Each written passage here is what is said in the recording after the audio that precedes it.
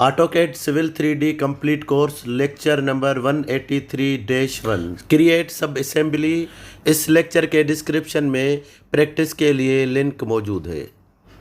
ये channel subscribe और follow करने के लिए आपका शुक्रिया।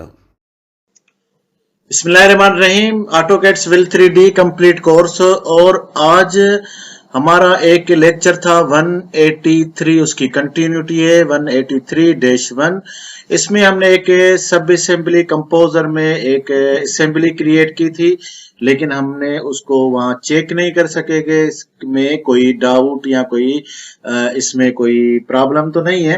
तो आज देखते हैं उसको थोड़ा डिटेल से कि उसमें एक दो प्रॉब्लम है, उनको करेक्शन करेंगे और उसको इम्प्लीमेंट करेंगे।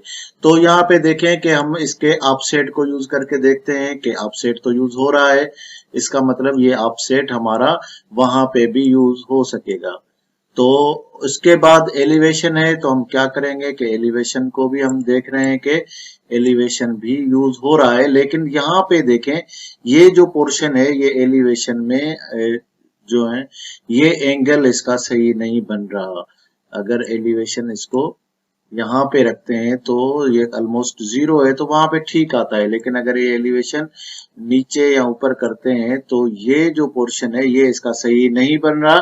तो इसको हम देखेंगे कि किस तरह से हम क्रिएट करते हैं। इसके अलावा हम सुपर एलिवेशन में भी देखेंगे कि इसको सुपर एलिवेशन में अगर हम एलिवेशन हम निकाल देते हैं तो ये एलिवेशन को छोड़ दिया, तो अब ये क्योंकि 2% स्लोप के साथ है। और याद रखें ये हमारा सारा कंट्रोल पॉइंट नंबर 2 में है। लेकिन ये जो एक्स्ट्रा हमने लास्ट टाइम ये लिंक बनाया था उसको देखते हैं कि ये 11 नंबर हमने कैसे क्रिएट किया। 11 नंबर को हम क्लिक करेंगे तो हमें ये 11 नंबर की डेटा पे लेकर जाएगा। तो यहाँ पे हमने पॉइंट क्रिएट किया था स्लोप एंड डेल्टा एक्स। अब यहाँ पे हमने स्लोप में इसको फिक्स कर दिया है। अब यहाँ पे जो भी स्लोप है क्रॉसफॉल का 2% स्लोप है। हमने देखे माइनस क्रॉसफॉल का ये जो स्लोप है आउटर क्रॉस स्लोप हमने 1% रखा हुआ है, तो यहाँ पे वो ही 1% ही लेगा। यानी ये 1% हमेशा, बाकी चीजें तो एलिवेशन में चेंज हो जाएंगी, लेकिन ये जो चीज होगी यहाँ पे ये सिर्फ 1% स्लोप में ही फिक्स हमने कर दिया है। तो यहाँ पे हमें ये नहीं करना चाहिए था। हमें क्या करना चाहिए था कि यहाँ पे इसको स्लोप के बजाय हम एंगल में ले लेते हैं। एंगल एंड डेल्टा एक्स, ये क्यों चाहिए? हम अगर आप हमारे प्रीवियस लेक्चर देखेंगे तो हमने कहाँ कहाँ एंगल और यूज किया हुआ है एक्स। तो हमें ये हमारे पास एंगल हमारा हो जाएगा। ये हम इस जगह पे अब आ गए हैं, तो पॉइंट नंबर 10 पे हम खड़े हैं। फ्रॉम पॉइंट है तो हम फ्रॉम पॉइंट 10 है, और रेफरेंस पॉइंट जो है हम यहाँ पे देखें, यहाँ पे इसको हम अलाइन करेंगे, इसको यानी कि पॉइंट नंबर 5 को अलाइन करेंगे। और स्टेप हमारा कितना होगा, एंगल हमारा कितना होगा? एंगल हमारा होगा 180, यानी कि इसके बिल्कुल अपोजिट में 180 के एंगल पे ये क्रिएट करे। और इसके अलावा में ये x कितना है? ये x हमारा सेम स्टेप है, स्टेप ऑफसेट। तो इसको हम कॉपी करेंगे और यहाँ पे हम पेस्ट कर देंगे, क्योंकि ये हमारा फार्मूले में यूज हो जाएगा, बाद में हमें चेंज करने के लिए इजी होगा। अब यहाँ पे देखें कि अब की बार हमने ये पॉइंट जो था 11 नंबर पॉइंट, ये अब हम देखेंगे किससे लिया है। हमने पॉइंट नंबर 11 को हमने लिया हुआ है point number from point number 10।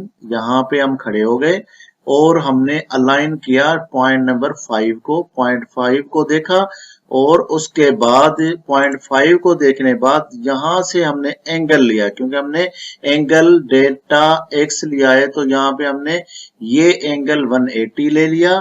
180 angle लेने के बाद ये स्टेप जो था वो हमने फार्मूले से ले लिया। तो स्टेप हमारा था 30 या जो भी होगा, तो यहाँ पे हमने ये ले लिया। तो अब हम देखते हैं कि अब ये हमारा काम करता है या नहीं करता। अब यहाँ पे देखें कि ये एलिवेशन देखें, अब हम जब चेंज कर रहे हैं तो क्योंकि ये यहाँ से 180 बना रहा है, अब ये कहीं पे भी जाए ये इसके 180 में होगा, तो ये हमारा अब काम करना शुरू हो गया है। तो ये देखेंगे लास्ट टाइम हमसे मिस्टेक हो गई थी, तो ये कभी भी आप इसको यूज कर लिया करें कि हमारे सारे ऑप्शन एलिवेशन और सुपर एलिवेशन का भी यूज हो रहा है या नहीं हो रहा है। तो हमारा जो बेस कंट्रोल पॉइंट है वो है 2 नंबर, तो यहाँ पे हम क्या करेंगे कि इसको सुपर एलिवेशन भी यूज करके देख लेते हैं कि सुपर एलिवेशन यूज होता है या नहीं होता है। तो सुपर एलिवेशन के लिए यहाँ पे 2 नंबर में यहाँ जो सुपर एलिवेशन है राइट आउट लेन ये रख लेते हैं। तो यहाँ पे अब हम देखेंगे कि ये सारी चीजों को छोड़ देगा और सुपर एलिवेशन को यहाँ पे सुपर एलिवेशन 12 है तो इसको हम कर देते हैं राइट आउट लेन स्लोप, इसको कर देते हैं प्लस, तो पता चल जाएगा कि हमारा ये सुपर एलिवेशन काम कर रहा है या नहीं कर रहा है। तो ये हम देखते हैं कि 2 नंबर में और क्या चीज है, क्योंकि हमने अभी ये टारगेट एलिवेशन ऑफसेट और टारगेट ये दोनों निकालने पड़ेंगे। और यहाँ पे अब हम देखेंगे कि यहाँ पे हमने जो सुपर एलिवेशन यूज किया हुआ है यहाँ पे हमने नन लिखा हुआ है, तो इसको हम कर देंगे राइट आउटसाइड लेन। तो अब यहाँ पे जैसे ये सिलेक्ट हो जाएगा राइट आउटसाइड लेन और यहाँ पे टारगेट है ये 12 नंबर, क्योंकि प्लस में है तो अब हम क्या करेंगे कि इसको सुपर एलिवेशन को माइनस में करके देखते हैं। ये माइनस में किया तो ये देखें कि सुपर एलिवेशन भी काम कर रही है और ये जो लेन का ऑप्शन भी है वो भी प्रॉपर काम कर रहा है। तो ये सारी चीजें होने के बाद एक दो चीजें और हमने यहाँ पे इसको सुपर एलिवेशन में देखना होगा कि और कौन सी यहाँ पे मिस्टेक्स हो सकती हैं। अब यहाँ पे देखें कि ये हमने मटेरियल यहाँ पे एक हमने WC यानी वेयरिंग कोर्स हमने यूज किया हुआ है और यहाँ पे भी सेम कोड हमने मटेरियल में भी यूज किया हुआ है। यहाँ पे डेप्थ के लिए यूज किया हुआ है, यहाँ पे हमने यूज किया हुआ है मटेरियल के लिए। तो हम यहाँ पे क्या करेंगे कि इसको पेव 1 कर देते हैं, क्योंकि अगर यहाँ पे आपका सेम यूज किया होगा कोड 2 मरतबा, यहाँ पे देखें यहाँ पे हमने मटेरियल में यूज किया हुआ है, यहाँ पे हमने साइड में यहाँ पे डेप्थ के लिए यूज किया हुआ है 150। तो यहाँ से हम क्या करेंगे कि इसको हम यहाँ से इसको कर देते हैं पेव 1।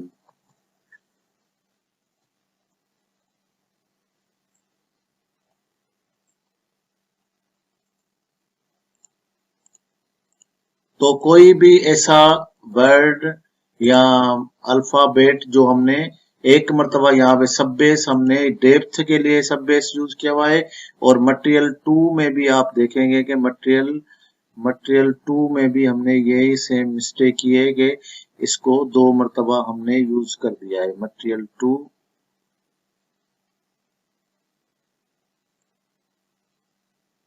मटेरियल 2 में भी सब बेस है और यहाँ पे डेप्थ में भी सब बेस लिखा हुआ है, तो यहाँ पे पेव 2 कर देते हैं हम, ताकि ये सेम कंफ्यूजन ना हो और सेम हमारा ये रिपीट ना हो कोई डेप्थ वगैरह। तो ये पेव 2 हमने कर दिया और पेव 3 में देखें यहाँ पे रोड बेस डाला हुआ है और यहाँ पे भी हमने रोड बेस को यूज किया हुआ है। तो यहाँ पे हम क्या करेंगे कि पेव 3 कर देते हैं, पेव 3 और पेव 3। अब एक और चीज आप हमेशा इसको फिट टू स्क्रीन कर लें, हमेशा ये एक और बात याद रखें कि जब आप इसको यूज करें तो हमेशा यहाँ पे देखें इसकी ये जो साइड है ये हमेशा बाय डिफॉल्ट राइट रहती है, तो इसको आप हमेशा राइट रखा करें। अगर नन रख के आप कुछ पूरा डिजाइन कर देंगे तो ये फिर कंफ्यूजन होगा। और इसके अलावा यहाँ पे आप एक मर्तबा लेफ्ट करके भी देख लें, लेकिन लेफ्ट करने से पहले यहाँ पे टारगेट आप निकाल लें। अगर ये देखें, अगर ये टारगेट आपके नहीं निकले होंगे तो ये टारगेट यहाँ पे फिक्स होंगे, तो जब आप इसको लेफ्ट करेंगे तो ये कुछ उल्टा दिखाएगा। मैं करके दिखाता हूँ ताकि आपको पता चले, क्योंकि यहाँ पे ये फिक्स हो गए हैं लेफ्ट, तो ये लेफ्ट में ये पॉइंट नहीं जाएंगे, सिर्फ ये कुछ उल्टा सीधा हो जाएगा। अब यहाँ पे देखें, ये मैं लेफ्ट करता हूं तो क्योंकि यहाँ पे मैंने टारगेट फिक्स किया हुआ है तो ये सारा पता नहीं क्या खिचड़ी बन गई। तो हम क्या करेंगे इसको कि पहले इसको राइट करते हैं और इसके टारगेट्स निकाल देते हैं ताकि यहाँ से जो अपसेट है वो निकल जाए। ये टारगेट हमने लगाए हुए हैं, ये टारगेट हमने निकाल दिए। अब जब हम इसको राइट या लेफ्ट करेंगे तो ये राइट हो गया, और एक मर्तबा लेफ्ट करके भी इसको आप जरूर सेव कर लिया करें। ये जब सेव होगा फिट टू स्क्रीन कर दें। तो अब जब आप ऑटोकैड सिविल 3D में इसकी इंप्लीमेंट करेंगे तो ये आपको प्रॉपर काम करेगा। इसको आप फिर वापस अपने डिफॉल्ट मोड में यानी कि राइट साइड में लेकर आ जाए तो आपका ये काम करना शुरू हो जाएगा। और एक मरतबा फिर हमने सेव कर दिया। इसके अलावा पैकेट सेटिंग में यहाँ पे क्या जरूरत है, यहाँ पे है इसकी जरूरत के आप असेंबली का नाम जरूर रखें, इसमें कोई गैप ना रखें या कोई नंबर भी नहीं लेगा। तो हम असेंबली एक माई असेंबली ए या लेन कर देते हैं, माई असेंबली लेन या असेंबली लेन या कोई भी नाम से इतना है, लेकिन डिस्क्रिप्शन में आप स्पेस यूज कर सकते हैं। तो ये उसके बाद आपका नाम भी हो गया, माई असेंबली लेन के नाम से हमने इसको सेव कर दिया। तो हमने क्या क्या सेटिंग्स की है यहाँ पे, इसको राइट लेफ्ट करके देख लिया। हमारे पास ये जो दो किस्म के कोड थे उनको खत्म कर दिया है। और यहाँ पे एक मिस्टेक थी कि यहाँ पे हमने इसमें जो एंगल डिस्टेंस और स्लोप था तो उसको हमने निकाल के एंगल कर दिया है ताकि ये फिक्स ना हो। तो इस नेक्स्ट में हम इसको यूज करके देखेंगे कि इसको इम्प्लीमेंट किस तरह से करते हैं। तो वहां पे कोई अगर मिस्टेक होगी तो हमें इजीली पता चल जाएगा।